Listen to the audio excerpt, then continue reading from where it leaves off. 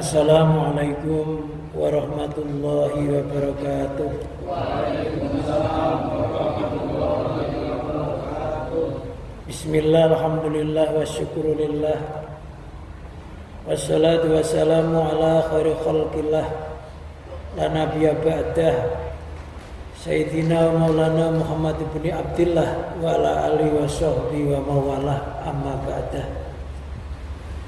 Hadirin jamaah Masjid Al-Amin rahimakumullah. Pertama-tama marilah kita panjatkan puji syukur kehadirat Allah atas limpahan rahmat, taufik dan hidayahnya. Alhamdulillah pada malam hari ini kita masih bisa berkumpul bersama di dalam majelis yang mulia ini. Harapan kita bersama mudah-mudahan ilmu yang kita pelajari oleh Allah dijadikan ilmu yang manfaat, ilmu yang barakah di dunia wa dunia wal akhirah. Ala diniyat wa ala niyatin sholihah wa ala manawa bisalafuna sholihun ajarakumullah. Al-Fatihah. Bismillahirrahmanirrahim. Alhamdulillahi rabbil alamin arrahmanir rahim maliki yaumiddin. Iyyaka na'budu wa iyyaka nasta'in ihdinas siratal mustaqim siratal ladzina an'amta 'alaihim ghairil maghdubi 'alaihim waladdallin. Amin. Ila hadratin nabiyina Muhammadin sallallahu alaihi wasallam wa ala alihi washabihi wa tabi'in man tabi'ahum bi ihsan ila yaumiddin. Khusus ila musannaf badal kitab Ibnu Athaillah sukan dari mansar qawi wa nafa'anallahu bihim wa bi ulumihim ma tanabi barakatin bid daraini sya'lillahi lahumul Fatihah. Alhamdulillahi rabbil alamin arrahmanir rahim maliki yaumiddin. Iyyaka na'budu wa iyyaka nasta'in ihdinas siratal mustaqim siratal ladzina an'amta 'alaihim ghairil maghdubi 'alaihim waladdallin. Amin. Astaghfirullahal azim. Astaghfirullahal azim. Astaghfirullahal azim li walidayya wa li masyayikhina wa li ashabil huquqi alaina wa li jamil muslimina wal muslimat wal mu'minin wal mu'minat al ahya min wal amwat wa atubu ilaih. La ilaha illallah wahdahu la syarika lah. Lahul mulku wa lahul hamdu yuhyi wa yumiitu wa huwa 'ala kulli syai'in qadir. La ilaha illallah wahdahu la syarika lah. Lahul mulku wa lahul hamdu yuhyi wa yumiitu wa huwa 'ala kulli syai'in qadir. La ilaha illallah wahdahu la syarika lah. Lahul mulku wa lahul hamdu yuhyi wa yumiitu wa huwa 'ala kulli syai'in qadir. Allahumma shalli ala sayyidina Muhammadin wa ala alihi wa sahbihi wa barik wa sallim ajmain. Allahumma shalli ala sayyidina Muhammadin wa ala alihi wa sahbihi wa barik wa sallim ajmain. Allahumma shalli ala sayyidina Muhammadin wa ala alihi wa sahbihi wa barik wa sallim ajmain. Pelajaran ini melanjutkan yang kemarin. Saya baca dulu al-hikamnya. Famazzalat matiyatu azmihi la yaqarru qararuha daiman tisyaruha ila an anakhat bi hadratil qudsi wa bisatil unsi makhalal mufatahati wal muwajahati wal mujalasati wal muhadasati wal musyahadati wal mutalaati fasaratil hadrah muassasa qulubihim ila ya'una wa fiya yaskunun. Kendaraannya orang yang suluk kepada Allah itu tiada pernah berhenti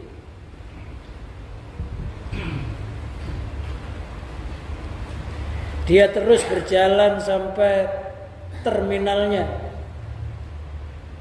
ila anakhot bi hadratil qudsi, menuju terminal atau tempat pemberhentian yaitu hadratullah. Wa bisatil unsi, dan tempat ketenangan yang diserupakan permadani atau hamparan.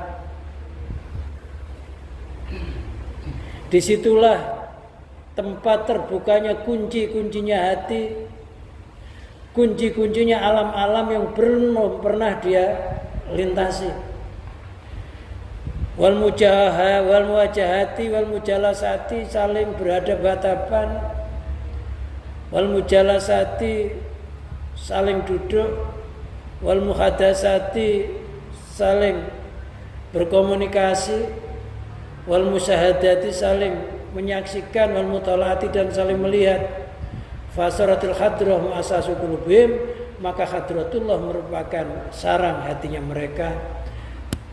Ilahi ya'una wa fiyaskunu, kepada hadratullah mereka itu mengungsi dan mereka bertempat tinggal. Jadi ketika seseorang melakukan perjalanan rohani, berawal dari seorang talib, sang pencari, setelah menemukan guru maka statusnya berubah menjadi seorang murid. Guru menerima dia sebagai seorang murid dan memberikan ijazah berupa zikir-zikir. Zikirnya itu dinamakan wirid.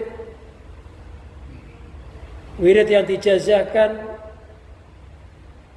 kepada muridnya tersebut lantas dilakukan secara istiqomah, teguh pendirian, maka akan keluar cahaya yang dinamakan warid. Dari warid inilah dia bisa berjalan karena sudah ada cahaya. Ketika dia berjalan itu dinamakan salik, sang penempuh jalan spiritual. Ketika sudah sampai kepada tempat tujuan dinamakan wasil. Ketika mengenal sang punya tujuan itu dinamakan arif, maka di situ dia dijamu. Disitulah tempat pemberhentiannya, yaitu di hadratul Rabbi. Yang dimaksud di sini hati kita yang sampai di sana. Jisim kita tetap di dunia, tapi hati kita sudah nyampe ke hadratil qudsi.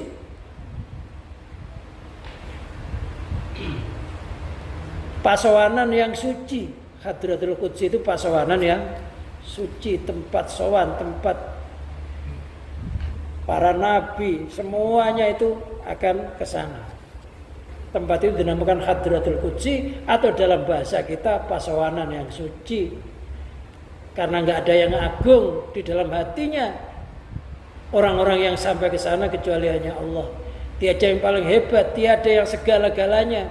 Disitulah letaknya aplikasi dari wirid hasbunallah wa ni'mal wakil wa ni'mal maula wa ni'man nasir. Hatinya merasa hasbiyallah wa ni'mal wakil, yang nyukupi, yang mewakili aku Allah, yang mencukupi aku Allah, yang mewakili Allah. Wa ni'mal wakil wa ni'mal maula wa ni'man nasir, penolong dan pelindungku juga Allah, sebaik-baiknya penolong. Jadi hati manusia bisa sampai ke sana ketika manusia itu sudah tarkuma Allah. Hatinya sudah bisa melepas ketergantungan kepada selain Allah. Hatinya sudah bisa merasakan bahwa makhluk itu gak punya manfaat, gak punya bahaya. Bahaya yang timbul dari makhluk dan manfaat itu Allah lah yang menimbulkan. Ketika itu dia sudah menganggap mayit itu, makhluk itu laksana mayit, laksana bayang yang hakikatnya yang ada, yang bercermin. Ketika hati kita belum merasakan makhluk itu kayak mayit, makhluk itu kayak bayangan yang nggak bisa bergerak tanpa digerakkan yang bercermin, maka hati kita tidak akan bisa sampai ke hadratul qudsi, pasawanan yang suci. Karena yang dimaksud suci itu hatinya orang yang sudah ke sana itu. Sebenarnya nggak ada sana, kalau sudah di Datullah itu nggak ada sana, nggak ada sini, nggak ada arah. Itu sudah suci dari angan-angan ketergantungan selain Allah. Jadi hatinya sudah penuh dengan yang dicintai. Ibaratnya orang yang jatuh cinta, apapun sudah dianggap kekasihnya. Ada angin bertiup, katanya ini menyampaikan salam untukku dari kekasihku. Ada petir berbunyi, katanya ini suara kekasihku lagi marah. Ada hujan, perasaannya ini kekasihku lagi memandikan aku. Jadi semuanya yang terjadi itu hanya kekasihku, kekasihku, kekasihku. Sementara kita ini apa yang terjadi kadang-kala ya sesuatu itu. Gitu. Berantem sama istri ya istri itu. Nggak pernah hatinya sampai mengitikadkan bahwa istri saya itu laksana patung atau laksana boneka yang digerakkan oleh Sang Maha Pencipta. Dihadapkan kepada saya ngajak bertengkar, sebenarnya nguji keimanan saya, apakah hati saya sudah bisa merasakan seluruh yang baik dan yang buruk, yang jahat dan yang nggak jahat itu sebenarnya pengendalinya satu. Hati kita itu kadang-kala masih mentah. Berantem sama istri masih istrinya, ya. Makan yang enak ya masih nampak makanannya, bukan nampak zat yang ngasih kita makan. Seandainya setiap apa yang kita makan itu hati kita itu merasakan itu pemberian zat yang memberikan makan itu, dan yang menggerakkan tangan kita, dan yang menggerakkan lidah kita, dan yang memberikan air liur kita sehingga bisa menelan, itu satu, Allah pasti bersyukur. Ternyata semuanya yang kita lakukan itu jasanya Sang Kekasih. Ya, yang ngasih makan kita siapa? Allah. Lantas kita masak pakai air yang menciptakan siapa? Allah. Api itu bisa nyala, itu yang bikin nyala siapa? Allah. Bisa matang Allah. Bisa makan, tangan kita menciptakan Allah, yang menggerakkan Allah. Bibir kita bisa buka, bisa nutup, siapa yang menciptakan? Bibirnya menciptakan Allah, lidahnya Allah. Ternyata semuanya itu jasa Allah, kita nggak pernah berjasa. Ternyata semuanya jasanya Sang Pencipta. Kita makhluk itu nggak pernah menciptakan. Loh, bagaimana kita nggak pernah berjasa kok nggak bersyukur itu loh? Ya. Ternyata sampai makanan dalam perut loh jasanya Allah.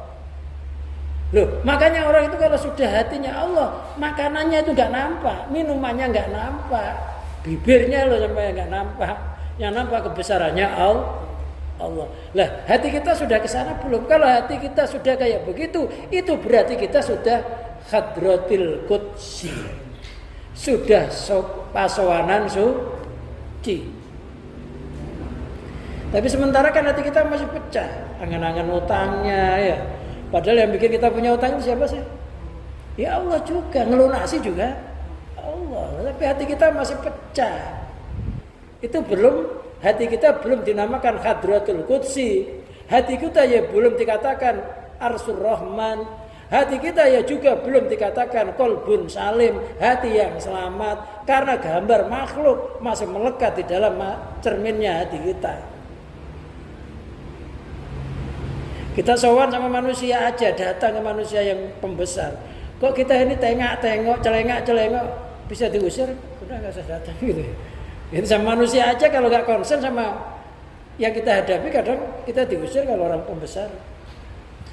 Kalau datang pembesar itu kita pulpennya jatuh pun mau ngambil nggak berani, ya karena di depannya.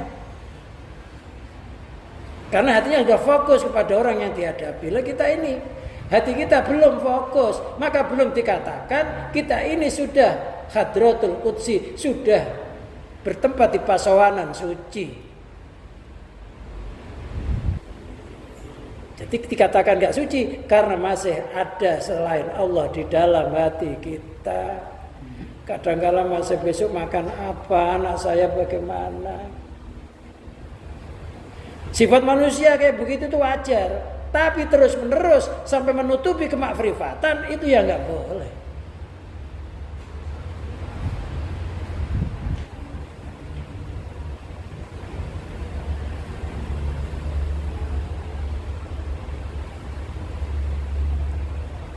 Wal muwajahati, tempat berhadap-hadapan. Al-iqbal artinya menghadap minallah, dari Allah. Seolah-olah orang yang sudah al-arif, sudah sampai kepada maqam ma'rifat billah, sudah sampai dinamakan hadratul qudsi, pasowanan suci itu istilahnya ngadep sama Sang Pencipta. Olehnya ngadep, nggak kayak makhluk ngadep sama temennya atau atasannya. Allah itu mukhalafatul lil hawa. Isi nggak sama dengan makhluk. Laisa kamitsli syai'un, nggak ada sesuatu yang nyamai Allah. Jangan dibayangkan kita sowan atau ngadep itu kayak seorang rakyat ngadep kepada raja, nggak begitu. Oleh yang ngadep itu hatinya. Hatinya itu merasa di mana saja itu ngadep sama Allah.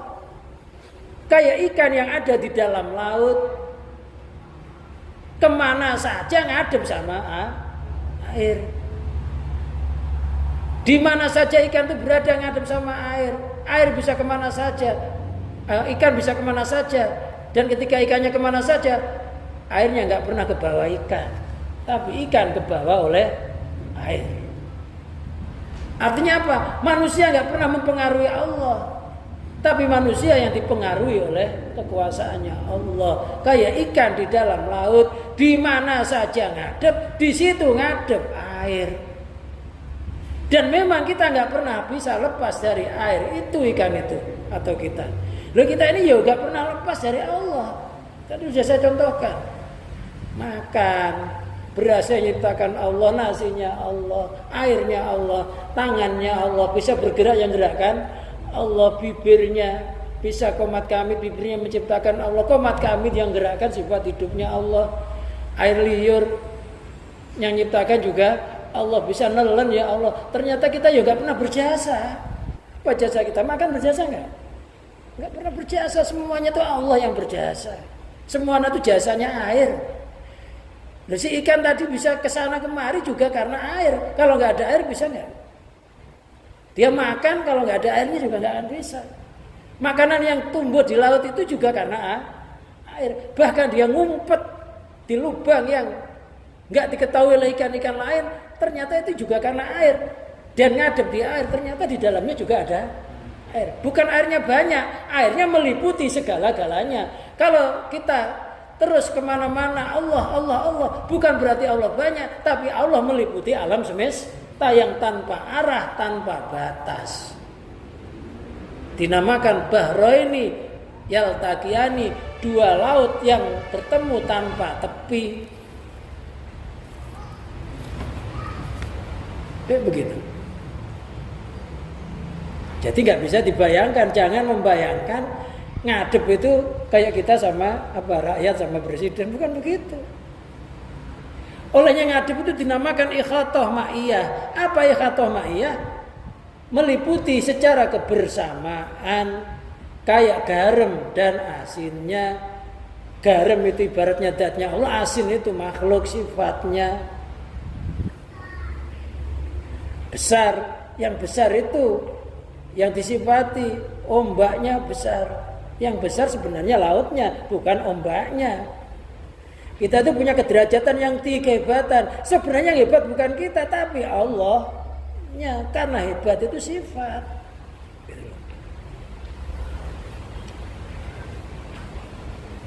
Kayak garam dan asinnya, bisa dipisah nggak? Nggak bisa, itu yang namanya. Jadi orang itu kalau sudah hatinya ke Allah ya kayak begitu, nggak bisa lepas. Kayak ombak dan lautnya. Secara istilah, wah ombaknya gede banget. Sebenarnya gede itu ombaknya apa lautnya? Lautnya. Istilahnya ombak, istilahnya yang berjasa kita, yang hebat kita, yang sukses kita. Tapi hatinya harus Allah. Secara istilah silakan orang ngambil, wah kamu hebat banget. Masalah segitu rumit bisa ditentasin hanya setengah jam. Ya nggak apa-apa, udah orang begitu. Yang penting hati kita, Allah lah yang menuntaskan. Nggak masalah orang muji, nggak usah dibilang, jangan muji-muji saya, Allah yang bisa. Nggak perlu dikatakan begitu. Hatinya yang ngomong Allah. Biarlah orang katakan muji, ombaknya besar banget. Ya secara mata memang ombak, tapi hakikatnya laut. Biarin aja orang muji kayak begitu, gitu. Yang penting etikatnya sebenarnya yang besar itu bukan ombaknya tapi lautnya. Biarlah orang muji kayak apa kayak kita. Yang penting hati kita tetap Allah. Jangan dimarahi. Itu bukan jasa saya, itu jasa Allah. Enggak perlu juga. Jangan manggil saya Haji. Ya biarin aja mau manggil mau enggak, kita gak ikut punya. Badan kita milik Allah, hajinya dipanggil orang haji, ya biar yang mau manggil. Enggak usah dimarahi juga, itu istilah. Jadi hatinya orang mukmin tetap laut. Sampai ada burung itu, hatinya orang mukmin enggak pernah mengatakan itu burung bukan burung laut. Hatinya orang mukmin tetaplah burung laut, pasir laut, karang laut, rumput laut, angin, ya semuanya serba laut. Walaupun jenisnya secara daerahnya ada angin, ada rumput, ada karang, ada burung, tapi hatinya tetap laut. Di dunia ini macam-macam. Ada manusia, jin, setan, pohon, batu, matahari, manusia itu macam-macam jenisnya, macam-macam karakternya. Tapi hati kita tetap Allah pengendali hakiki. Itu hanya ombaknya laut. Itu yang dimaksud muwajahah, berhadap-hadapan itu begitu. Itulah yang dimaksud firman Allah, wa huwa ma'akum aina ma kuntum. Di mana saja kamu berada, kamu bersama Allah. Bersama itu artinya bukan gandengan. Yang bersama itu hati kita merasa tidak pernah lepas. Olehnya Allah meliputi alam semesta. Bukan dibayangin Allah di belakang tuh. Allah nanti kalau saya ada apa-apa pasti dia bela di belakang kita. Gede gitu, hitam gitu. Allah gede hitam. Apa saja yang kita bayangkan itu Allah, itu bukan Allah. Allah itu mata kita nggak mampu melihat. Kenapa nggak mampu? Kita melihat matahari aja nggak mampu. Gimana melihat pencipta matahari? Melihat kuman aja nggak mampu. Bagaimana melihat pencipta kuman? Apalagi melihat bakteri, ya lebih nggak kuat lagi ya. Bagaimana melihat pencipta bakteri? Kecuali orang yang diberikan dipantuli sifat basarnya Allah, bakteri bisa kelihatan. Tapi kalau nggak dipantuli sifat basarnya Allah nggak bisa kelihatan. Ya, paling bisanya pakai alat apa namanya, mikroskop, bisanya kelihatan. Paham gak yang dimaksud muwajah berhadapan sama Allah itu bukan berarti kita berhadapan sama Allah. Hati kita itu loh gak pernah lepas dari Allah, ngadep mana saja. Istilahnya Quran istilahnya Quran itu lillahil masyriq wal maghrib fa aina matwallu fasamma wajhullah. Jagat timur, jagat barat itu milik Allah. Di mana saja kamu ngadep, hakikatnya ngadep kepada kiblatnya Allah atau zatnya Allah. Karena nggak ada sesuatu yang nggak diliputi oleh kebesarannya Allah. Wal mujalasati, dan saling duduk, itu istilah biayasira Allah, dengan umpamanya Allah memudahkan hadiran ma'ahu, dia bisa hadir bersamanya. Kita ini sebenarnya ngaji ini juga siapa yang menghadirkan? Allah. Tanpa Allah yang menghadirkan berat, orang datangi ke musola itu berat. Orang datang ke masjid itu berat walaupun rumahnya nempel masjid. Kalau Allah nggak mendatangkan, Allah nggak ngiring, maka bersyukurlah, jangan diremehkan. Walaupun itu amal ngaji, walaupun itu hanya sholat 5 waktu, kalau itu yang giring Allah, masih di dunia sudah digiring adem sama Allah. Suruh duduk di masjid, suruh ngadep, masih di dunia sudah ngadep sama Allah. Itu tandanya nanti dia akan digampangkan ngadepnya setelah rohnya dicabut oleh Allah. Sebagai tanda. Ngaji ini termasuk pasawanan suci. Namanya pasawanan suci, bahasa Arabnya Hadratul Qudsi. Dikatakan pasawanan suci ketika hati kita ini merasa yang giring Allah. Ilmu yang diterangkan miliknya Allah. Yang menerangkan ya miliknya Allah, yang diterangkan ya miliknya Allah, yang bikin paham ya Allah, hanya satu. Alhamdulillah kita didudukkan di majelis taklim. Alhamdulillah hujan, kita masih digiring bisa ke mushola, ke masjid, bisa sholat jamaah. Siapa yang giring? Allah. Dipanggil istilahnya, digiring, dimudahkan jalannya. Orang itu kalau sudah dimudahkan jalannya oleh Allah gampang, nggak capek. Walaupun rumahnya jauh dari masjid ini datang ke sini nggak akan capek kalau dimudahkan oleh Allah. Tapi kalau nggak dimudahkan oleh Allah ngajinya karena malu, sejengkal aja udah merasa berat. Ya. Tapi kalau memang dimudahkan oleh Allah, merasa yang giring itu Allah, walaupun pulangnya nggak ada yang jemput, jalan enak-enak aja kan, enak-enak aja, kaki juga nggak ikut punya, kaki siapa? Iya, badan sekujur nggak ikut punya, oleh Allah digerakkan. Oh, tandanya orang hidup tuh bergerak kan ini. Ya, kalau nggak bergerak mati berarti. Ya alhamdulillah, itu tiap langkahnya dicatat oleh Allah sebagai ampunan dosa. Kalau jalan sini sana kan lumayan langkahnya berapa. Kadang-kadang kita istighfar nggak diampuni oleh Allah, gara-gara nyari ilmu ikhlas karena Allah diampuni dosanya. Karena lisan kita itu kalau istighfar kotor, ya. Lisan kita ngomong yang nggak benar berapa kali, ngomong yang nggak diridhoi oleh Allah berapa kali. Banyak ucapan-ucapan yang bukan Allah. Kita istighfar tuh lama, kadang-kadang nyari ilmu loh diampuni. Kenapa? Ya apa saja yang dilewati itu mintakan istighfar sampai yaumul qiyamah. Olehnya minta ampun itu nggak sampai sekarang, sampai yaumul qiyamah. Tanah, pepohonan yang kita lewati itu memintakan ampun. Jadi saksi. Makanya orang itu habis sholat fardu disuruh pindah tempat. Sholat fardu di sini, nanti sholat sunnah pindah. Kenapa? Karena tiap-tiap bumi yang kita injak itu menjadi saksi. Semakin banyak saksinya di dalam ibadah.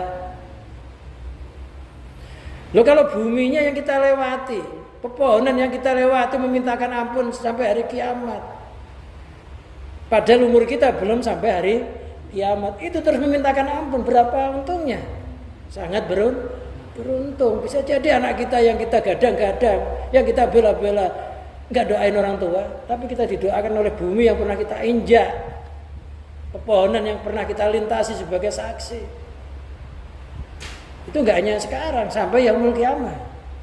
Termasuk tetesan air wudhu, asal wudhunya benar. Tetesan air wudhu itu satu tetes menjadi satu malaikat. Makanya nggak boleh dihandukin dulu kalau habis wudhu, biar netes dulu, udah agak kering baru dihandukin.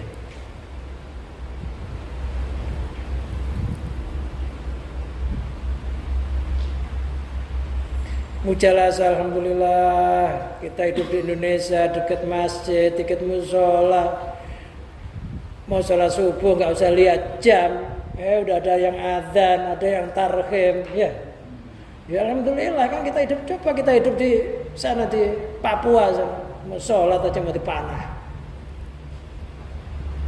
Orang merayakan Idul Fitri masjidnya dibakar.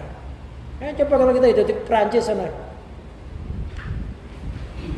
Orang Islam itu kalau ada orang Kristen hidup campur orang Islam aman, tapi kalau orang Islam campur orang Kristen tertindas. Setidak-setidaknya orang Kristen hidup di ruang lingkupnya orang Islam paling nggak boleh bikin gereja, ya kan? Nggak sampai dibakar gerejanya.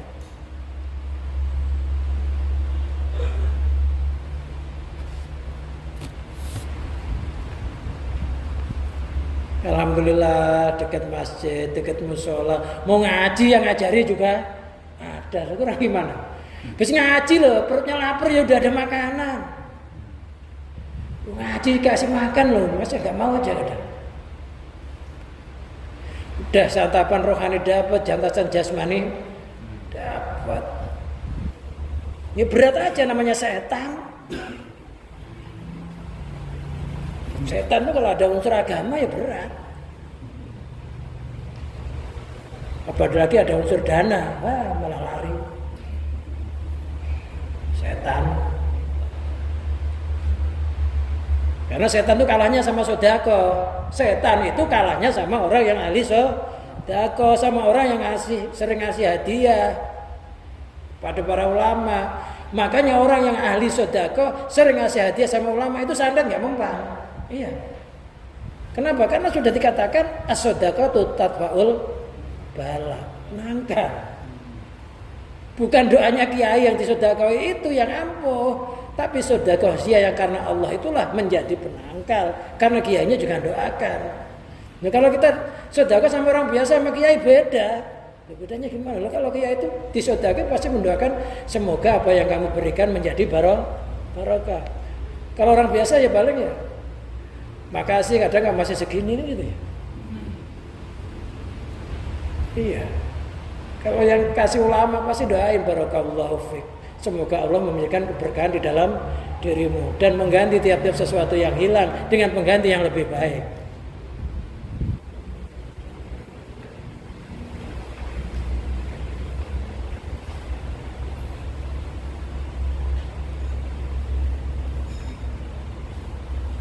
Makanya orang ahli sedekah itu nggak mempan, santet. Iya, santet nggak mempan. Kalau pelit keserempet aja udah jatuh. Ya nggak ada tamengnya. Iya kan. Ada orang itu loh. Burung itu loh. Ada burung. Itu ada orang pencari burung. Tiap hari kalau bertelur diambil aja burungnya. Wah, akhirnya itu burungnya sampai dendam ceritanya dalam kitab itu. Lapor sama Allah, ya Allah, orang ini kurang ajar. Tahu aja saya bikin sarang. Setiap saya bertelur, diambil. Saya nggak terima, ya Allah.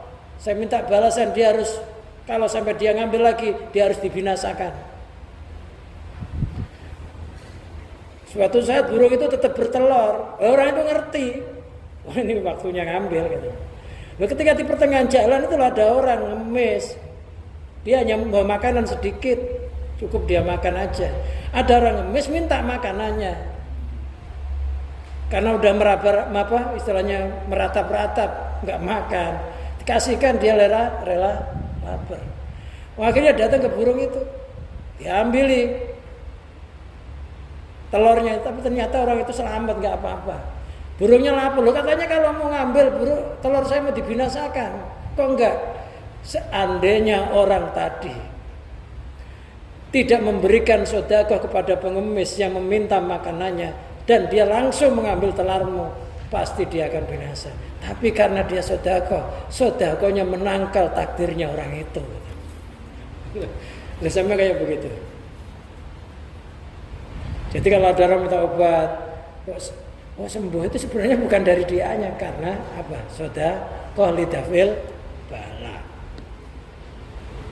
Makanya orang ahli sedekah biasanya kebanyakan nggak mempan di santet.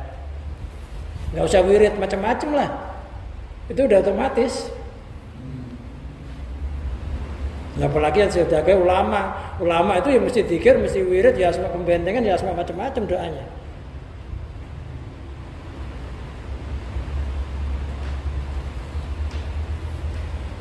Sampai situ ya, mujalasah.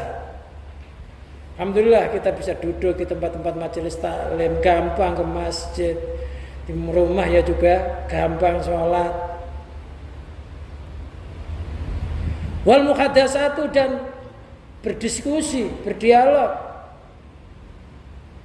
Kita itu sama Allah seolah-olah kita itu munajah, mengeluhkan apa saja yang ada dalam unek-unek hati kita, sampaikan kepada Allah. Karena nggak ada tempat pengaduan kecuali kepada Allah. La asku ilallah, nggak ada mengadu kecuali kepada Allah. La asku ilallah.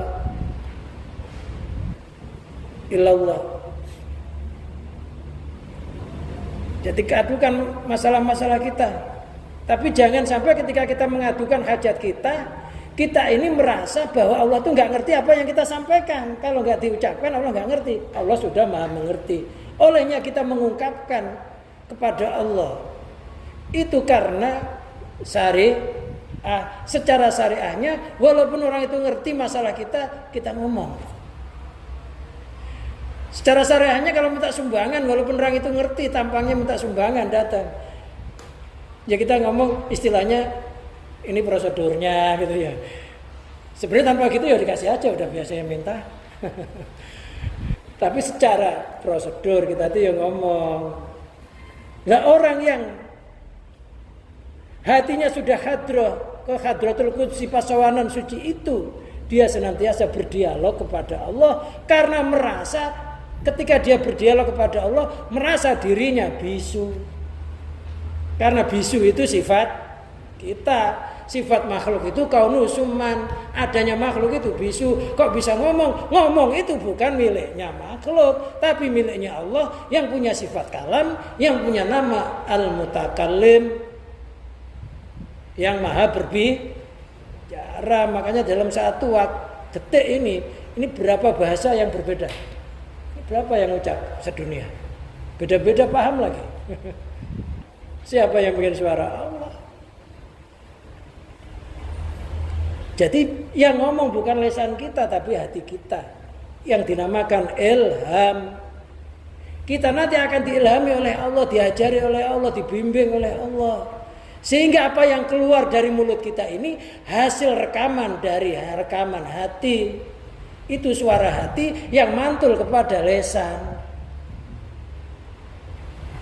Tetapi kalau lisan itu bersuara tanpa pantulan dari ketauhidan atau muhadasah dari Allah, maka lisannya itu akan ngawur ngomongnya, nggak bisa dipaham, ngelantur, isinya bukan dzikir.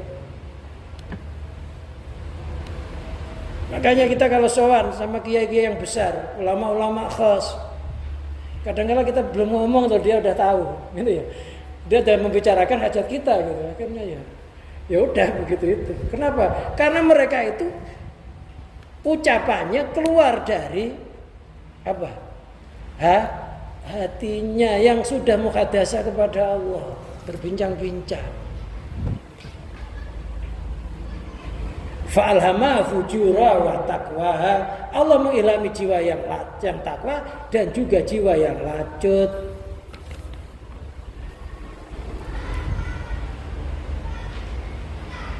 Loh, kalau kita berbincang-bincang melalui syariat pakai apa? Sama Allah, pakai Al-Qur'anul Karim. Al-Qur'anul Karim itu kitab untuk berbincang-bincang secara zahir. Tapi kalau kita ingin berbincang-bincang secara batin, ya belajar ilmu tauhid, hakikat dan ma'rifat. Quran yang kita baca itu ya dialog. Kalau kita pengen tahu bagaimana masa lalu zamannya orang-orang para nabi, kita nggak ngalami, Quran jelasin. Kita nggak pernah hidup di masa Fir'aun, tapi kita ngerti peristiwanya Fir'aun, Quran. Kalau kita pengen tahu nasib kita setelah mati, Quran jelasin. Di situ ada kubur, ada barzah, ada akhirat. Kalau nggak Qurannya nggak jelasin, didukung sama hadis. Kita pengen tahu masa yang akan kita lalui, baca Quran. Bahkan kita pengen tahu nasib kita bagaimana, baca Quran. Itu dialog syariat. Kalau yang di sini maksudnya dialog laduni. Jadi Allah itu berdialog di dalam hati kita tanpa suara. Kayak kita mimpi. Ya, mimpi itu juz dari wahyu. Mimpi itu kan nggak ada suaranya, tapi katanya sudah ngobrol sama orang, bahkan dikejar-kejar lari, bangun-bangun ngos-ngosan. Padahal dilihat secara fisik nggak lari, ya nggak ngobrol, tapi perasaan orang itu dia lari, ya ngobrol di alam itu. Begitu juga kita muhadasah kepada Allah, nggak bersuara, tapi bisa diceritakan hasilnya. Sebagian dari muhadasah itu adanya ilham. Ilham itu bimbingan dari Allah agar kita mengatakan sesuatu atau melakukan sesuatu. Ilham bisa diraih dengan cara apa? Dengan cara sholat istikharah syariatnya.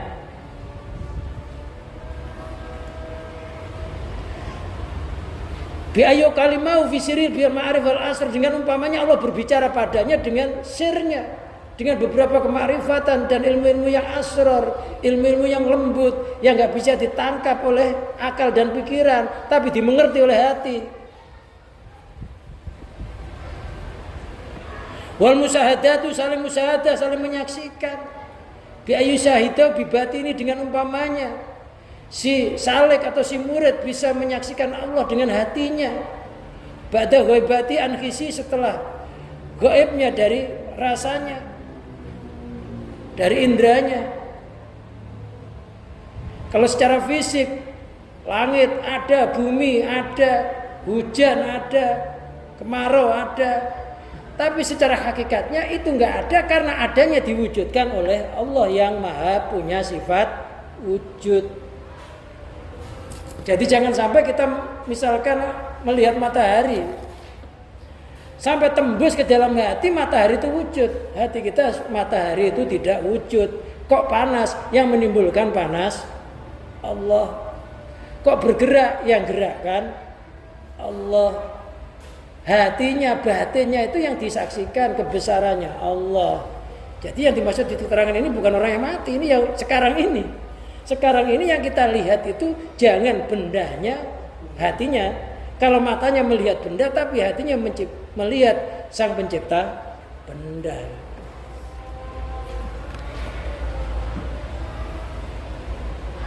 Jadi jangan sampai mata kita melihat makhluk, hati kita melihat makhluk, zahir kita bercampur makhluk, batin kita bercampur makhluk, capek. Makhluk itu semuanya mengecewakan. Mengecewakan nggak? Mengecewakan kalau makhluk merusak. Fana, sifat makhluk itu fana. Setiap sesuatu yang fana, yang rusak mesti mengecewakan. Punya jam aja rusak, kecewa. Padahal jual belinya udah di luar negeri. Wal mutolaati, dan saling mutolaah. Bi ayatamakana minal musahadati, dengan umpamanya Allah memapankan, dengan umpamanya dia bi ayatamakana minal musahadati, dengan umpamanya dia telah mapan dari musyahadah. Kalau musyahadah itu penyaksian kepada Allah sudah mapan, matanya yang tiba-tiba ya Allah, rasa dalam rasa. Mendengar sesuatu ya langsung Allah, hakikatnya yang saya dengar itu enggak wujud. Kok bisa saya dengar? Karena Allah yang menciptakan pendengaran. Daun telinganya milik Allah, pendengarannya ya hakikatnya milik Allah. Tapi ngerasa semuanya Allah itu susah. Apalagi yang ngomong orang yang jengkelin, panas kupingnya. Tapi kalau semuanya Allah yang mendengar, Allah yang ngomong, hakikatnya juga dari Allah. Setidaknya bisa lah mengendalikan kemarahan walaupun nggak full.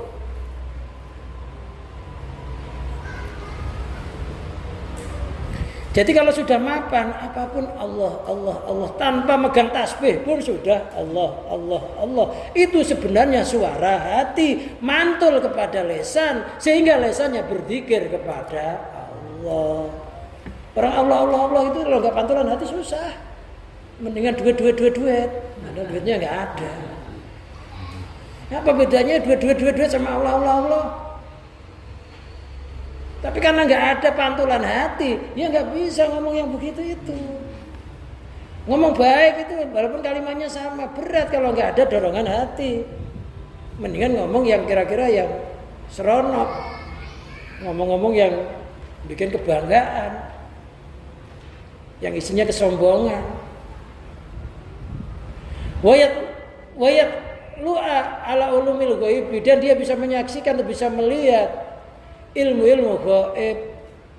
Ilmu ghaib itu ilmu ma'rifat billah, ilmu asrar, ilmu laduni, ilmu yang enggak didapati di dalam bangku belajar. Gurunya namanya guru jati. Jadi ilmu ini namanya gurunya guru jati, sejatinya guru. Supaya orang itu bisa mendapatkan ilmu jati, maka orang itu harus tahu yang namanya jasad jati. Kalau kita sudah tahu jasad jati, kita akan mendapatkan guru, namanya guru jati.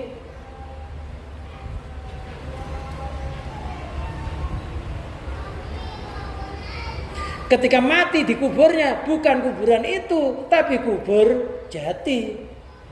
Bukan tanah itu kuburan sejati. Itu kuburannya jasad, busuk.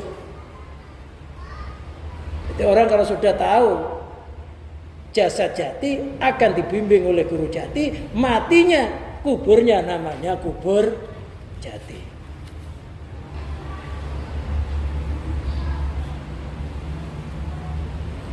Kata para pedalang kalau pengen tahu itu katanya, carilah bekas telapaknya kuntul melayang. Suruh ngambil bekasnya tapaknya kuntul melayang. Itu yang melayang itu cari tapaknya itu diambil. Kita bisa dapat itu. Atau disuruh nyari galihnya kangkung. Cari itu baru bisa tahu yang namanya jasad jati, guru jati, kubur jati.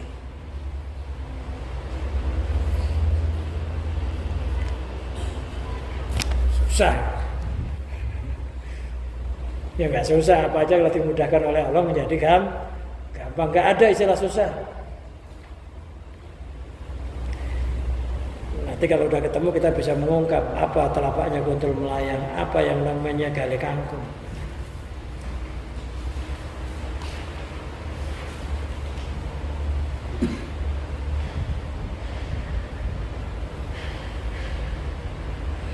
Kata guru saya dulu, kalau pengen tahu itu cari aja telurnya kutu, telurnya tengu, yang gedenya seungkal.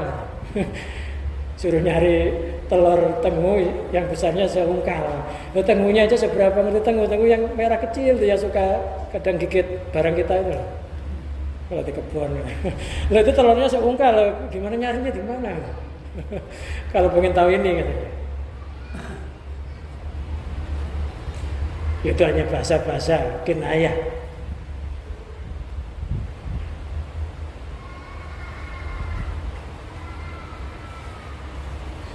Fa inna syakhsa idza dakhala ila hadrati malikin adimin, karena sesungguhnya seseorang asyakhsa idza dakhala ketika dia masuk ila hadrati malikin adimin, ke hadrahnya, ke pasawan raja yang agung, pasawanan raja yang agung, min muluki dunia, dari raja-raja dunia, yahsurulahu awalan, yang pertama yang berhasil adalah al-mufatahah, dibukakan kuncinya. Kalau kita bisa hasil datang ke raja dunia yang hebat, yang agung, pembesar yang agung, pertama adalah dibukakan pintu, kuncinya dibuka.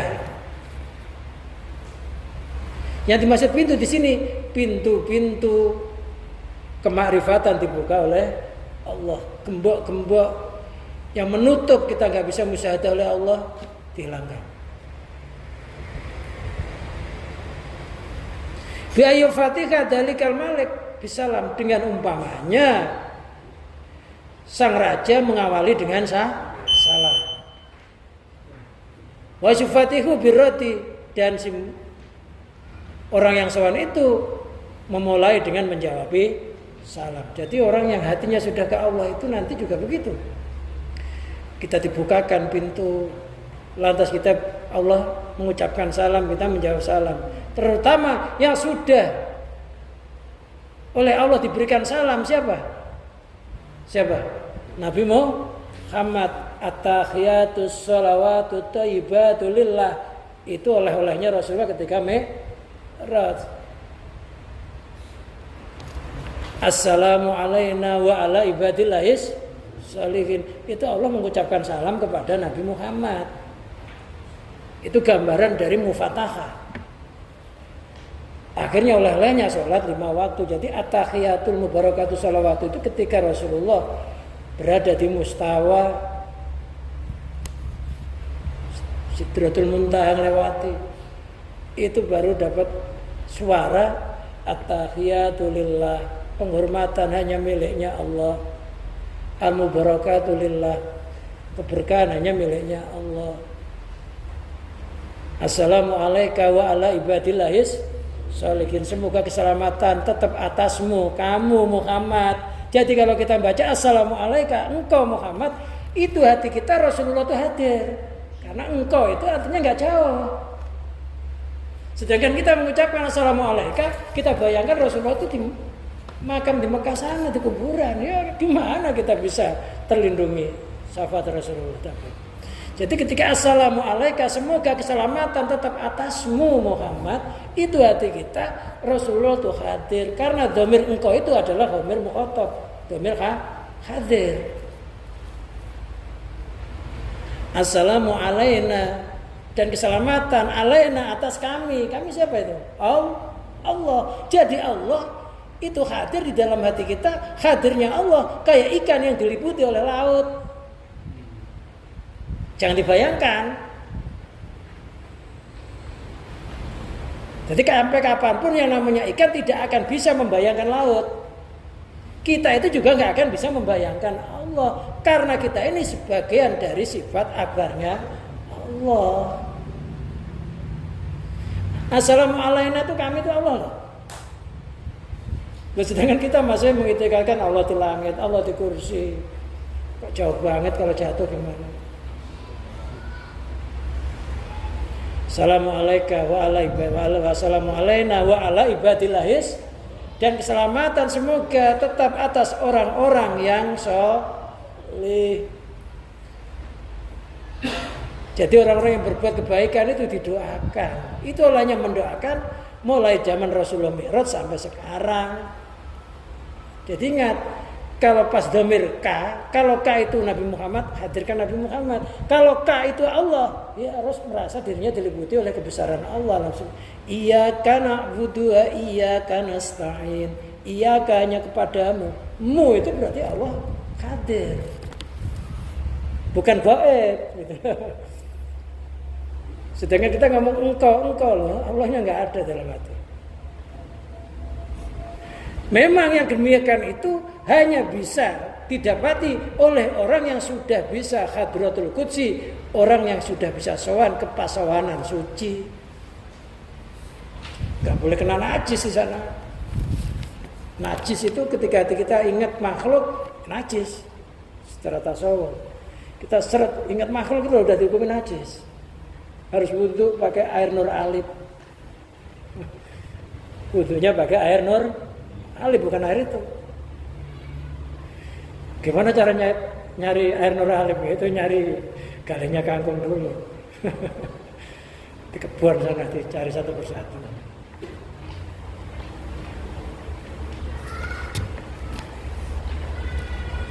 Sumal wajah kemudian berada berhadapan bi Ayub bila alaihi biwaji, dengan umpamanya sang raja itu menerima atas orang yang sowan tersebut dengan menghadapnya. Faqad yakunu halasalamu ridhan anhu. Ada kalanya keadaan salam itu dia dalam kondisi berpaling darinya.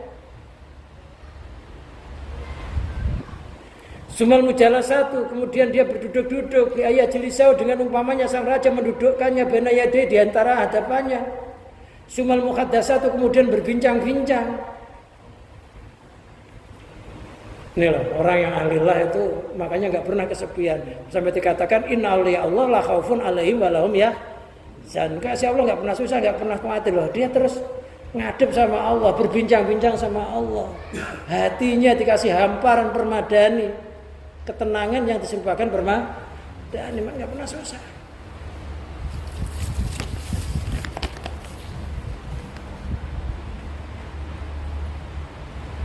Ayat takalamu ma'u artinya berbicara bersamanya, li'anna dzalika samratul mujalasah, karena semua itu adalah buahnya saling berduduk-duduk.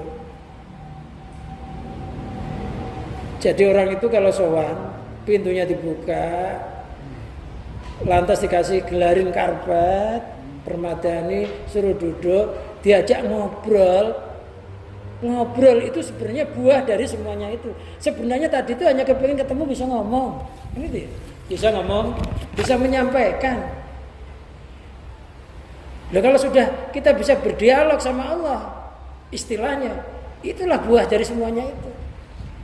Nabi Musa digelari kalamullah karena Nabi Musa pernah berdialog sama Allah. Ada Nabi yang berdialog, maka Nabi Musa dikatakan kalam Allah.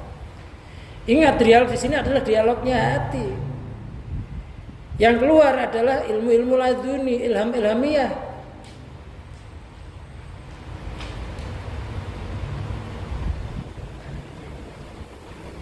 Jadi yang muncul perbincangan di sini adalah apa?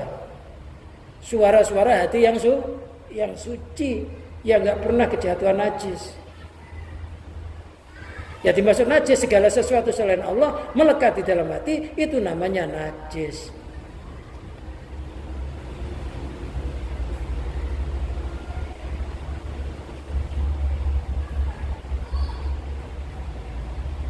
Wal mujamul muhaddatsati mahu musyahadatu bal yatriku jalisu ra'sahu, bahkan ketika dia menghadap kepada sang raja tersebut dia merundukkan kepalanya. Bal yudriqu jalisu ra'sahu, bahkan orang yang duduk tersebut merundukkan kepalanya. Min haibati, karena hebatnya orang yang dihadapi, raja yang dihadapi. Kita kalau ngadep sama pembesar kadang mau mengadakan kepala aja nggak berani gitu ya, apalagi sama Allah kita harus merunduk serunduk-runduknya Gambaran merunduk itu ada di dalam sholat ketika kita sujud. Ketika kita sujud ngerunduk sampai jidatnya nyium tanah, pipinya, hidungnya nempel di tanah, derajat kepala yang mulia sejajar dengan derajat kaki yang hina. Ya, kaki kita manjat di tanah sejajar dengan wajah kita. Disitulah letak kehinaan manusia. Cium tanah, saya nanti asalnya dari tanah, akan kembali ke tanah. Mudah-mudahan kalau saya sudah kembali ke tanah, tanah gak jepit saya, karena setiap hari tanah sudah kuciumi melalui ucapan Subhanallah Rabbiyal A'la wa bihamdihi Subhana Rabb. Itu kan menetralisir biar tanahnya itu gak murka.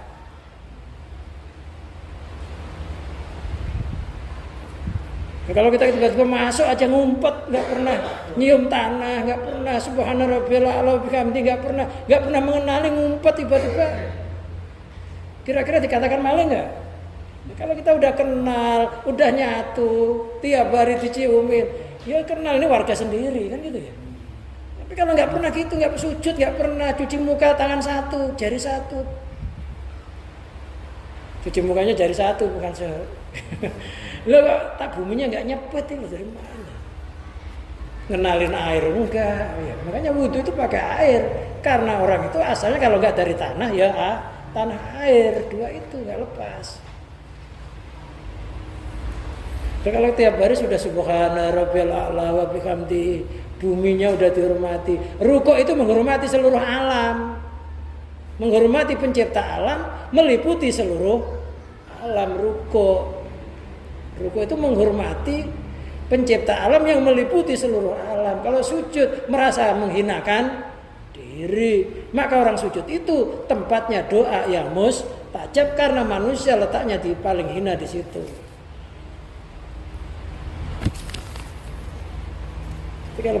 Kalau sujud itu harus mentel itu harus nempel, ditekan.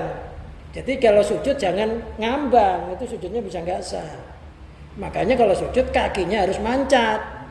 Kalau orang sujud kakinya nggak mancat, sujudnya nggak sah.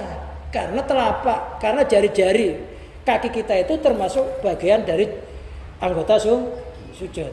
Jadi harus neken gini. Putihnya jari-jari kaki ini harus ketekan. Harus kalau bisa sampai madhep kiblat. Kalau nggak begitu, hanya begini aja nggak sah. Artinya serius olehnya, hormat sama bumi yang diciptakan oleh Allah ini menjadi tempatnya. Jadi ditekan, kakinya mancat, neken jari-jarinya itu. Kalau nggak gitu nggak sah sujudnya. Makanya bekas-bekasnya orang sujud dengan sujud yang sempurna itu nanti jadi tanda di hari kiamat. Simau fi wujuhihim min asari sujud, tanda-tanda mereka ada bekas hitam di jidatnya karena mereka bersujud. Tapi sujud beneran, bukan karena diosrok-osrok. Masa baru kemarin udah hitam, yang sujudnya ndelosok-osrok, gimana sekali aja udah hitam, 2 kali ngelupas. Jadi sujud yang benar, bukan diosrok loh. Karena ada orang sujud diosrok, sajadahnya osrok, jidatnya langsung hitam. Jadi neken, penekanan bukan pengerosotan. Sujud tuh kayak orang tirap serat. Ini perang apa sujud? Mau ditembak Belanda ngumpet. Yang dimaksud itu karena tumak ninahnya di dalam sujud, penekanan yang benar sehingga lama-lama menjadi hitam. Seandainya nggak hitam di dunia, orang yang ahli sujud itu di akhirat nampak tanda itu. Simau fi wujuhihim min asari sujud. Jadi ada riwayat lain yang dimaksud itu adalah besok di jidatnya orang yang ahli sujud itu ada cahaya. Bukan hitam begitu, kalau itu kan bukan cahaya, gelap. Itu kan gelap. Itu cahaya. Ya ada yang mengatakan tanda-tandanya kayak gitu hitam di dunia udah bisa membuat tanda. Bisa aja gampang itu bikin hitam aja. Apalagi orangnya sudah hitam, udah hitam sekujur. Ayo, sujud. Makanya kita harus hina. Hina itu ada dalam sholat ketika kita sujud.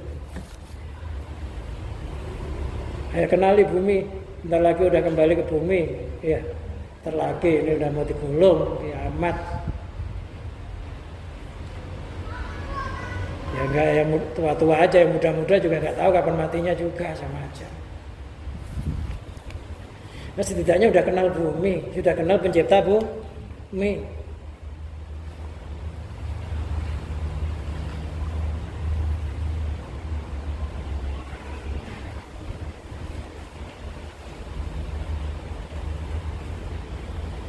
Wadhalika anal malika qad yakunu sahiba jalalin.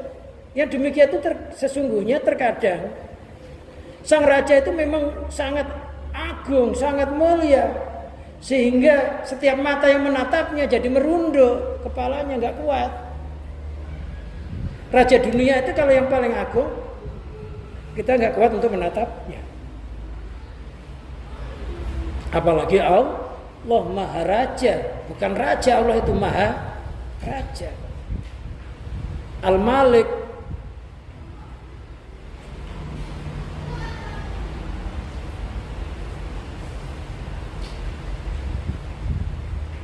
Sumal mutolak, kemudian saling melihat. Allati hiya tamakunul musyahadah, yaitu merupakan kemapanan di dalam musyahadah. Kemapanan musyahadah. Jadi nanti kalau sudah imannya kamil mukamil, imannya sempurna dan menyempurnakan, akhirnya musyahadahnya kepada Allah mapan. Ya otomatis tiba-tiba kaki itu melangkah, ya sudah otomatis merasa yang melangkahkan Allah, diam yang diamkan Allah, apapun yang terjadi ya sudah otomatis Allah, itu namanya sudah mapan. Kalau belum mapan ya kadang ingat Allah, ya kadang ingat dirinya sendiri, ya kadang ingat apa.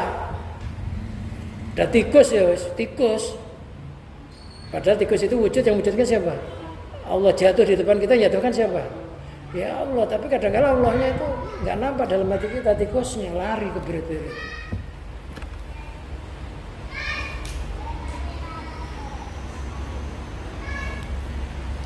Ayuradu bil musyahadah, atau diinginkan dengan musyahadah, musyahadatul akhwal. Ayuradu, atau yang diinginkan atau yang dimaksud dengan musyahadah itu musyahadatul akhwali, musyahadahnya beberapa keadaan yang zahir, bisa menyaksikan hatinya dengan kondisi-kondisi yang zahir. Ada orang ketemu dia, orangnya belum ngomong, dia udah ngerti apa yang mau disampaikan. Bahkan ketika kita ketemu sama orang-orang alim ma'rifat, memandang kadang-kadang kita udah lemas. Iya. Kita sowan ke kiai aja yang tersegani ya. Ini masih nyampe pintu gerbang pondoknya aja, kadang kita sudah deg-degan nih. Nanti apa ya saya ngomong? Padahal udah dirancang, ketika ketemu kiai itu nggak bisa ngomong. Lupa gitu. Ya begitulah orang itu ketika berhadapan sama pembesar. Apa yang dirancang, yang diprogram, kadang-kadang jadi lupa. Begitu juga kita ketika menghadap sama Allah, hati kita sudah mapan, hilanglah rancangan kita, tinggal rancangan Allah. Akhirnya kita itu dirancang, bukan merancang yang terjadi. Kita itu dirancang oleh Allah, bukan merancang supaya Allah ngikuti kita. Kebalikan akhirnya. Enaknya kita merancang apa dirancang sama Allah? Dia dirancang oleh Allah mesti benar kalau Allah yang rancang. Kalau kita yang rancangin loh. Makanya di dalam pelajaran yang lalu, arih nafsaka minat tadbir, maqama bi ghairuka latakum ma'ahu. Istirahatkanlah dirimu dari ngatur-ngatur Allah. Apabila dirimu sudah ada yang rancang, yaitu Allah, kamu enggak usah ikut-ikutan merancang. Ya sudah, syariatnya mau kerja ya kerja, sholat ya sholat, zikir ya zikir, tidur ya tidur, kumpul istri ya ditidurin istrinya. Jangan ditinggal curi orang. Gitu loh. Itu nyaman-nyaman aja gitu. Nah kita kadang-kadang diberikan musyahadatul akhwal. Ada yang orang musyahadatul akhwal ini sampai bisa mendengarkan zikirnya tumbuh-tumbuhan. Tumbuh-tumbuhan itu sampai bisa Padahal itu kan sangat batin ya, tapi bisa didengar. Karena tajamnya rohani itu namanya warid. Macam-macam. Kadang-kadang bisa melihat sesuatu yang memang secara zahir nggak bisa dilihat. Itu musyahadatul akhwal. Kita punya kederajatan. Kalau tingkatan wali namanya karomah, kalau nabi namanya mukjizat. Kalau tingkatan orang biasa begini namanya ma'unah. Pertolongan Allah yang mendadak, yang sebenarnya kita ukurannya itu mati ya. Enggak. Temennya gosong loh, kita utuh. Baju aja lo gak apa-apa umpamanya. Itu namanya ma'unah. Itu namanya terjadi dari apa? Musyahadatul akhwal. Itu akhwalul batinah. Lah orang yang punya akhwalul batinah kadang-kadang bisa kita teropong.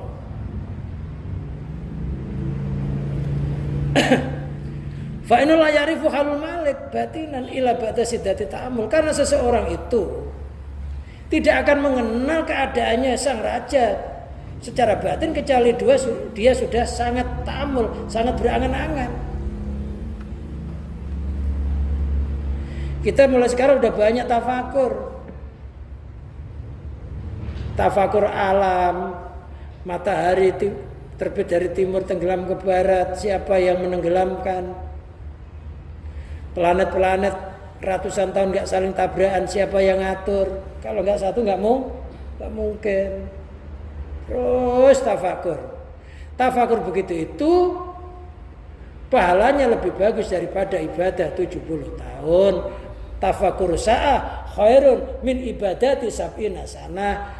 Merenung atau ta'amul berangan-angan kebesarannya Allah yang begitu itu sesaat lebih bagus daripada ibadah 70 tahun yang nggak pernah tafakur. Ya kita semuanya bisa tafakur diri kita sendiri.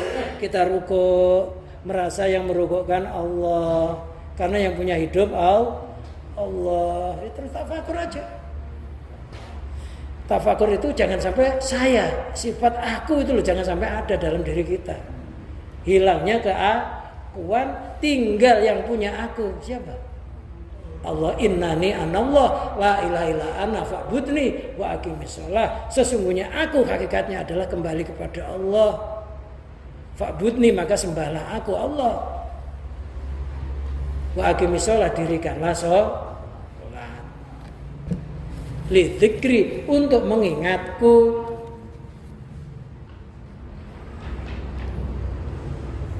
Jadi kita sholat itu tujuannya untuk mengingat kita, untuk mengingat zat yang menciptakan kita bisa sholat. Bukan mengingat sholatnya, bukan mengingat sholatnya, tapi mengingat zat yang menciptakan kita bisa sholat.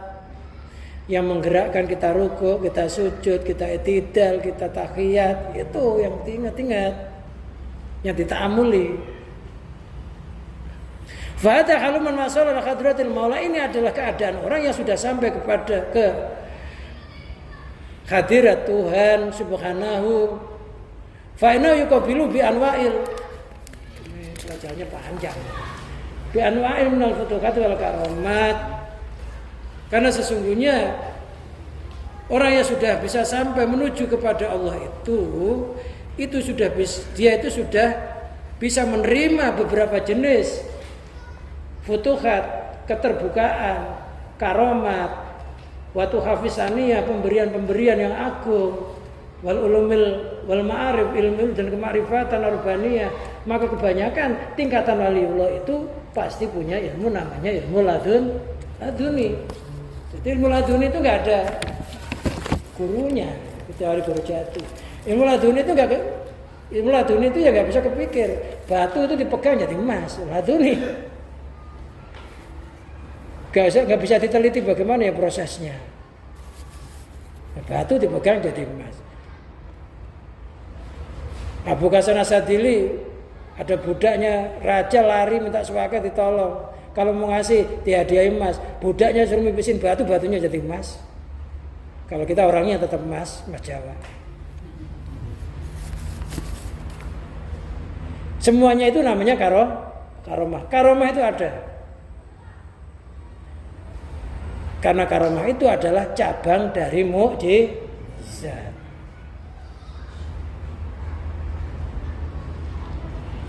Lah karomah itu tidak diberikan kepada orang yang pengen. Jadi orang yang pengen dapat karomah malah nggak keramat.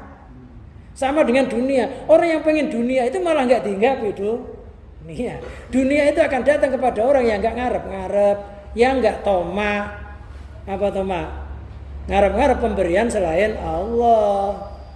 Makanya tomak itu hurufnya bolong semua. Tok bolong, mim bolong, ain bolong. Artinya orang yang ngarep-ngarep pemberian selain Allah itu biasanya ngaplo. Dapat apa-apa. Banyak kan kita janji gitu ya. Sudah ditunggu, sering dikecewakan nggak? Ya nggak datang akhirnya. Ujung-ujungnya minta maaf, udah sore lagi. Iya, itu kita sering juga ngarep-ngarep orang itu janjian. Udah saya tunggu-tunggu, SMS ya enggak, bagalin enggak datang lagi.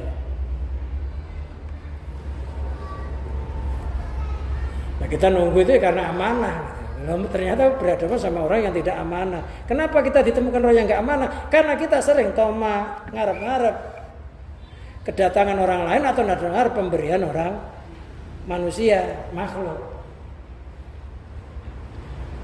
Ingat, rezeki akan diberikan kepada orang yang nggak pengen rezeki itu. Keramat juga diberikan kepada orang yang benci dirinya keramat. Jadi orang yang bisa keramat, bisa merubah batu jadi emas. Bukan setiap batu dipegang jadi emas, dikumpulin koleksi. Enggak, malah enggak mau. Tapi batunya yang pengen dipegang, gitu loh. Aneh. Istilahnya duit itu datangin kita, duitnya pengen kita belanjakan. Duitnya datang pengen dibelanjakan sama kita. Tapi kita biasanya apa? Nyari duit pengen belanja. Itu kebalikannya. Kira-kira hati kita sudah begitu belum? Gitu. Duitnya sudah yang kita pengen belanjakan, apa kita yang ingin belanja? Punya duit 100.000 sudah bingung. Ya, kelimpang ternyata buat bayarin utang rokok habis. Tinggal 20.000. Itu pun buat anaknya besok sekolah. Nasib. Wal-ma'rifatu rabbaniyah. Kemarifatan yang bahasa Tuhan, mengenal Allah.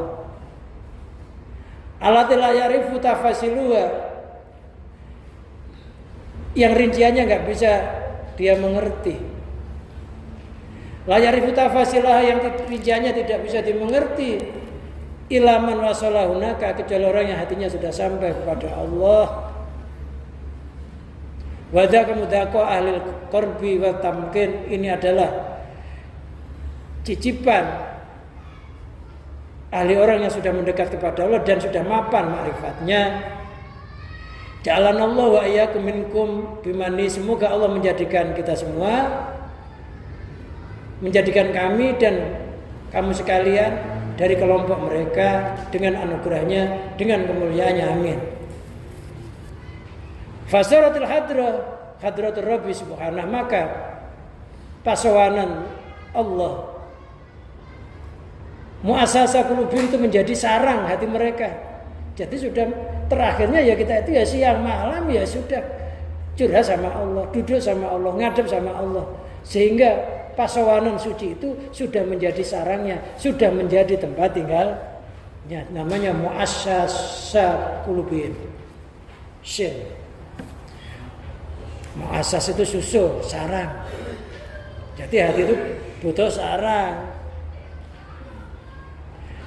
Nah, kalau Bima sama Durna disuruh nyari sarang itu, namanya sarang angin.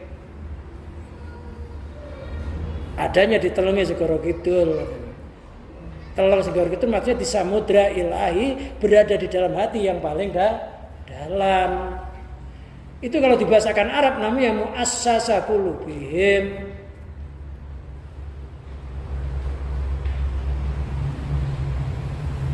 Aimatu illati taskunu fihi qulubuhum ka'asitair, artinya tempat tinggalnya hati sebagaimana burung bersarang. Ila ya'una, pada sarang. Di sarang itulah mereka mengungsi. Wa fiya yaskununa, di dalamnya lah mereka bertempat tinggal. Kata tafsir maqablau efasarat hadratu mahbubum muassisa qulubihim, masih panjang. Maka pasawanan tempat orang yang tempat yang dicintai mereka itu menjadi sarang hati mereka. Wa mustau sebenarnya istau. Wa mustautonahum, dan menjadi tanah air mereka.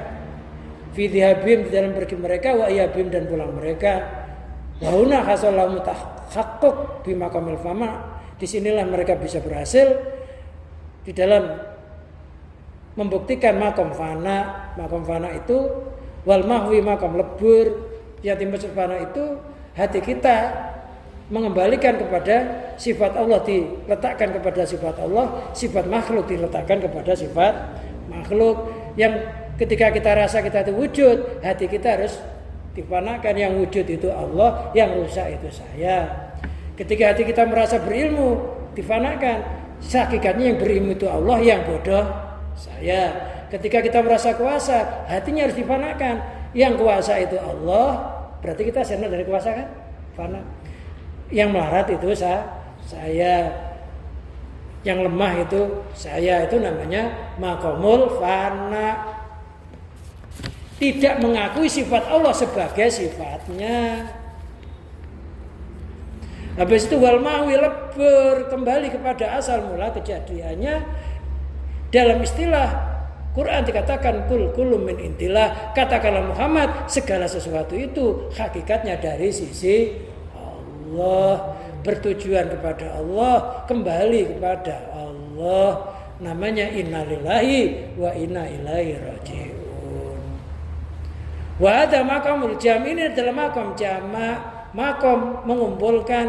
Kalau dalam ilmu tasawuf dinamakan makom, yaitu kumpule kawula karo Gusti, ilang kawulane garek Gustine. Kumpule kawula karo Gusti, ilang kawulane garek Gustine. Kumpulnya Allah dan akbar, hilang akbarnya, tinggal Allahnya. Kumpulnya zat dan sifat, hilang sifatnya, tinggal zatnya. Kumpulnya ombak dan laut, hilang ombaknya, tinggal lautnya. Itu namanya maqamul jam'i.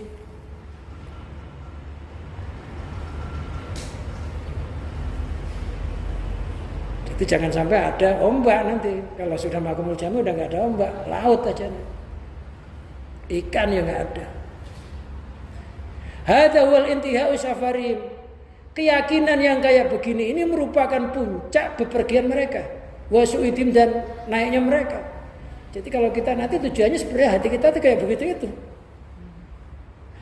Semua batu. Kemudian setelahnya yatahaqquna bi maqamid dzalikal farqa. Setelah itu dia menduduki makom namanya makom al-farqa, pisah. Pisah itu dalam Al-Qur'an dikatakan Rabbi adkhilni mudkhala sidqin wa akhrijni mukhraja sidqin. Masukkanlah ke saya ke dalam tempat masuk yang benar, yaitu hatinya memuji kepada Allah. Tempat keluar yang benar, kita bisa bermasyarakat tidak lepas dengan tuntunan agama.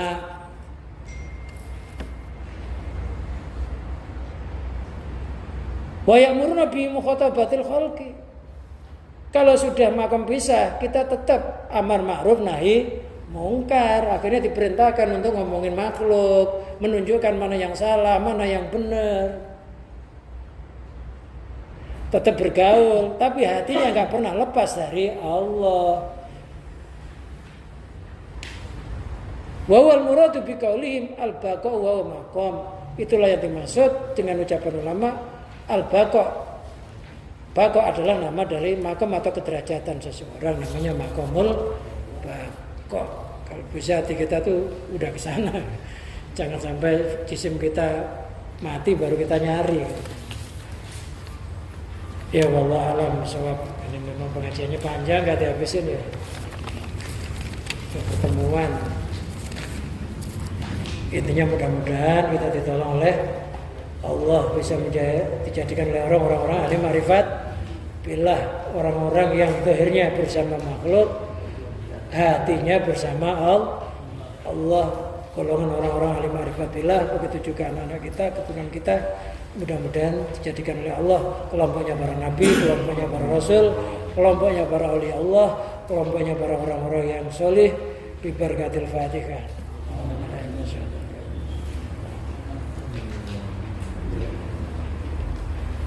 اللهم صل وسلم وبارك على سيدنا محمد سيد الاولين والاخرين ساداتنا وصحبه سيدنا رسول اجمعين حمدا يوافي نعمه ويكافئ مزيدا يا ربنا لك الحمد كما ينبغي لجلالك وجهك وعظيم سلطانك اللهم بجودك وفضلك وكرمك اتصلنا برضاك ومغفرتك في الدين والدنيا والاخره اللهم اجعل حياتنا حياه مباركه واجعل اللهم بطاعتك اللهم اجعلنا واهلنا من اهل الايمان والاسلام والاستقامه من اهل الحسن الخاتمه ربنا آتنا في الدنيا حسنة وفي الآخرة حسنة وقنا عذاب النار صلى الله على سيدنا محمد وعلى آله وصحبه وبارك وسلم وآخر دعوانا أن الحمد لله رب العالمين آخر الكلام والسلام عليكم ورحمة الله